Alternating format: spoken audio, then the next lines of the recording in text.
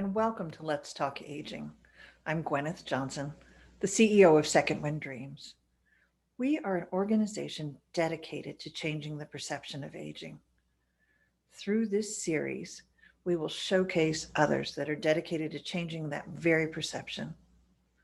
Today, we are lucky enough to have a conversation with Penny Cook, President and CEO of the Pioneer Network. Let's welcome Penny. It's my pleasure to welcome Penny Cook. She is the President and CEO of the Pioneer Network, and she brings 30 years of experience in helping to change the lives of older adults. Welcome, Penny. Thank you so much for having me, Gwyneth. It's a pleasure to be here. Well, it is our pleasure. I want to dive right in and ask you, can you tell us what the Pioneer Network is and what its mission is? Definitely. So we're a 24-year-old nonprofit organization, and we started with the mission of creating a culture of aging that is life-affirming, satisfying, humane, and meaningful. And we began our work in the world of nursing homes and changing the culture of those communities from one that's focused on tasks and medical intervention and efficiency to one that creates a true home for people based on relationships and meaning and holistic well-being. Our founders really saw nursing homes to be a microcosm of society at large and thought if we could change the culture there, we'd be changing our societal view of aging. And since that time, our work has expanded into all different types of residential communities where people live when they need care and support as they grow older. We mainly provide education to senior living communities, but we also see ourselves as the umbrella organization for this movement that we call culture change. We provide many free resources, some paid as well, to assist people to begin learning about culture change and the journey and the basic principles and applications. And then we provide more in-depth resources as communities move along on their culture change journey. And last, we're an independent organization, and we see ourselves as a convener and a networker, bringing all those people and organizations together to advance change and accomplish our mission. That is so impressive and so important. We need a tie that binds and that brings us all together. Exactly. And the quality of life piece is, to me, the most important part. So important. And, for years, just because of the way we designed residential care communities, that part wasn't focused on as much as everything else. Trying to be efficient and do the best they can do, but there's so much more to it. Exactly. And now that we know better, we want to do better. Wonderful. Can you tell me what your favorite thing is about working with older adults?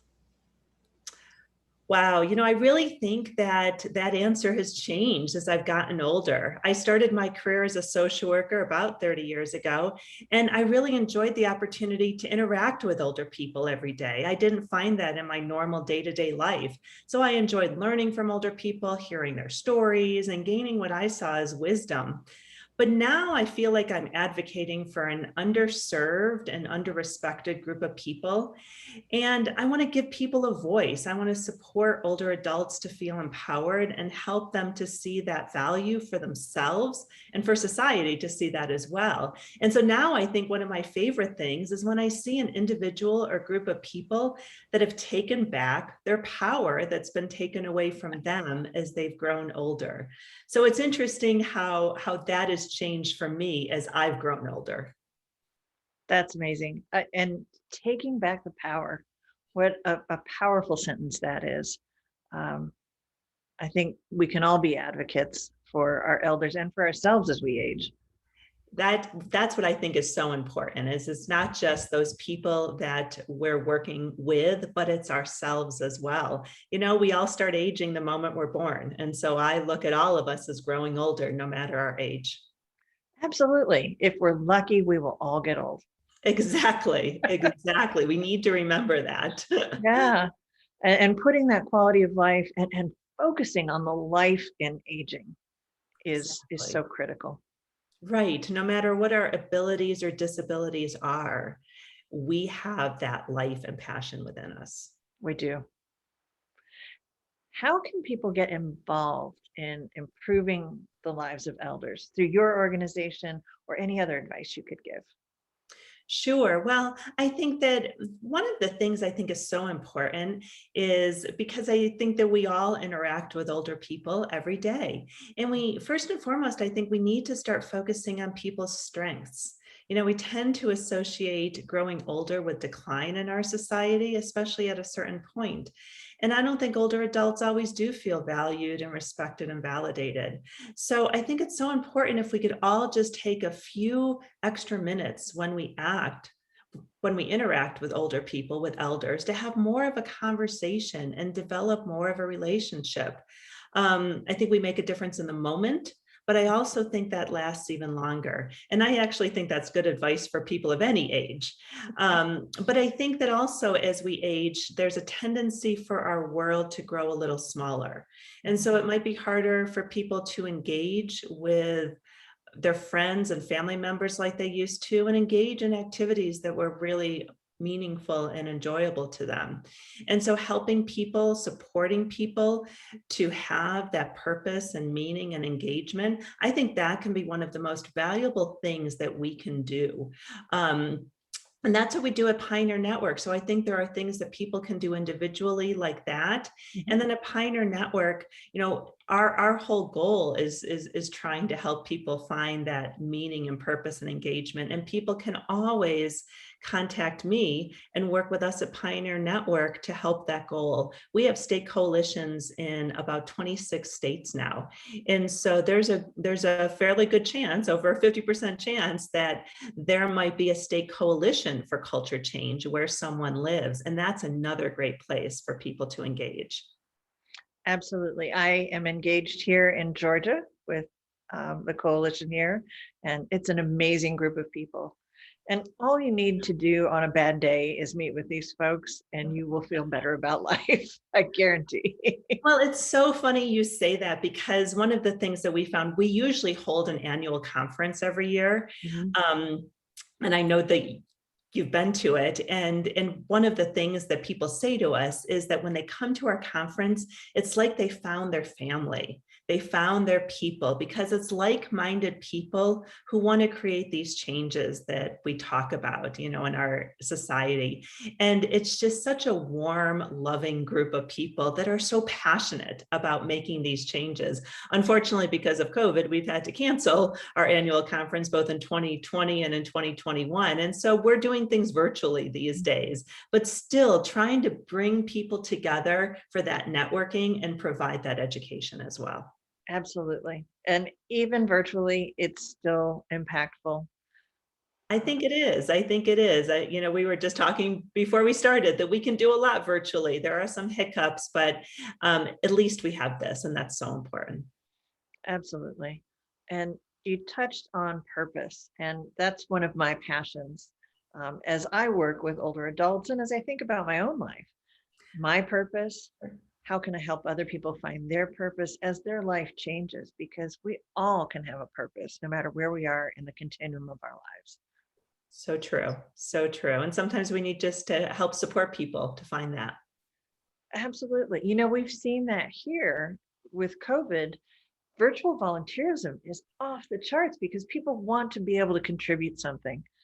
And that's really, really helped me get through the last 12 months too. I really hope that some of these lessons that we've learned during COVID, these positive changes, stick with us. Most definitely. Do you all have any events coming up that we can talk about?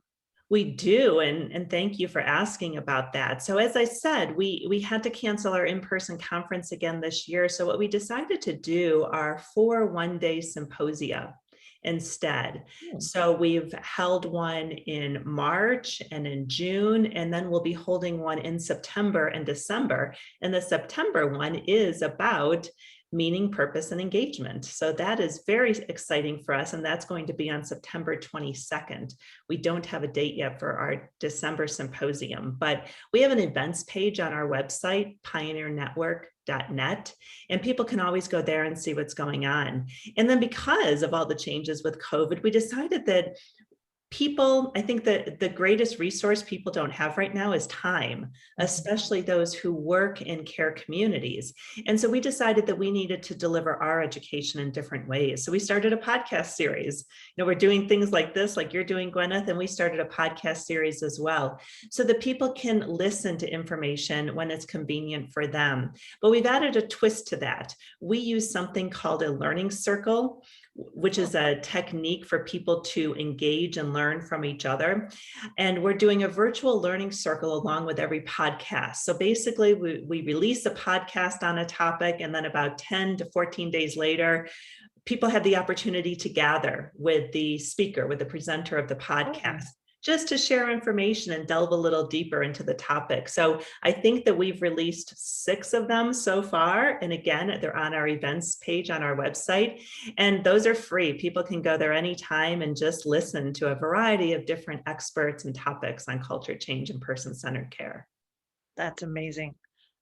Wonderful. I know I'll be going there. They're kind of cool. And I know I like listening to podcasts now, so. I do too. It's such a nice thing to have. And if you've got drive time, it's amazing too. Drive time or on my walk sometimes. And yeah, it's kind of nice. I have one last question for you while we're here today. Sure. How do you change the perception of aging? That's a tough one, but I think one that I know that I try to work on all the time. And I will tell you, in my mind, the first step for me was to look inward and start asking myself how I viewed my own aging. Because I think that we all have a little bit of fear around aging. Some of us like to try to push it away. And sometimes we do that by making jokes about getting older or mocking getting older, things like that. Other times, I think we just deny it. I don't know if you've ever had this experience, but you're with someone and you ask them how old they are, or age comes up, and they're like, "Oh, I'm 55 again," and they only stick with that number, sort of thing. So I think the first thing is really looking within ourselves to see how we perceive aging and how we kind of reconcile that within ourselves. And it's not to say that anything's right or wrong, but I think you need to be centered and understand how you view that yourself. And then I think that the next step I try to do is to model anti-ageist attitudes. And so the language that I use, the actions I take. So for instance, I try hard, and actually I don't ever, buy birthday cards that mock aging and mock age. I think that contributes to our feelings of kind of an us and them, of an ageist society. I don't visit that aisle at the party stores for milestone birthday celebrations that has black balloons, starting when you're 30 sometimes, but especially going up. I try not to do those things. And if somebody if somebody gives me a compliment, for instance, and says, "Oh, you look great for 52, I'm 52. I'll say back to them, "Well, what does 52 look like?" Because I think we have these hidden I think we have this hidden ageist attitude with some of our compliments as well. And so I just try to model those types of things and do that kind of informal teaching with people, because I think that there's such a connection between our language and our beliefs and our actions that it's important. It's important just to have those things aligned and be centered with our beliefs. It is. I love your approach to that. It is so person-based, and yet it flows out to everyone around you. I'm hoping so. I think we all have a part in this. When we started this movement called culture change, we knew that it was going to take time to change a culture that was very medically based and institutional. And I feel that same way about our perception of aging. This is going to take time, but we all have a role to play. We do. Well, this has been an absolute pleasure. Thank you for being with us today. And we look forward to talking with you again. Thank you so much for having me. This has been fun, Gwyneth. Thank you.